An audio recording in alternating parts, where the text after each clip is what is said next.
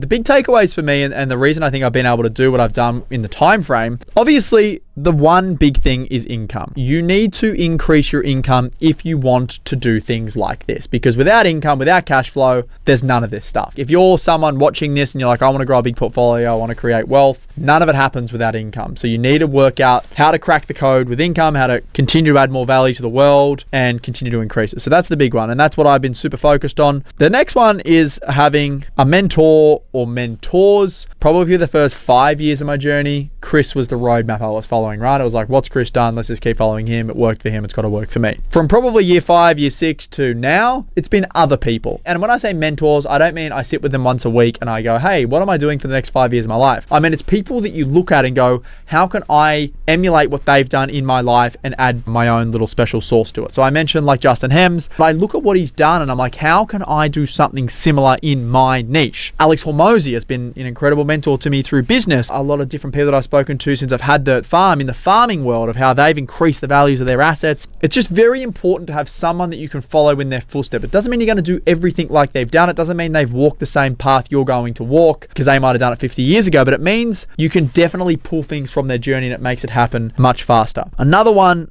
urgency. This is a double-edged sword. I've said multiple times here, I shouldn't have done that. I went too hard. I left myself dry and all the rest of it. But without urgency, none of this shit happens. You think about things, you wait for the right time. The bigger the goal, the more urgency you need. The smaller the goal, the less urgency you need. If you have no goals, often you don't have any urgency, right? But I operate with huge amounts of urgency. I think that I need to do everything now. I actually probably should have done it yesterday, which is a double-edged sword, like I said, because you're overextending, you do things too fast. But if you have the right mindset and a can-do attitude, you work out all of those other issues, right? Which is exactly why I've done. You know, when I moved from Newcastle back to Sydney to get into the real estate sector, I was still doing the doing, right? There's all the shit that happens behind closed doors. I had to get my real estate license. I joined a mastermind so I could learn before I was in the industry. I had to make all the plans to go and find where I was going to work and set myself up so I had enough money to bridge myself over, because I went from earning an income to not earning any income because I was a contractor. So there's all these things that happen behind the titles of what I'm saying. So you must act with urgency if you want a big goal.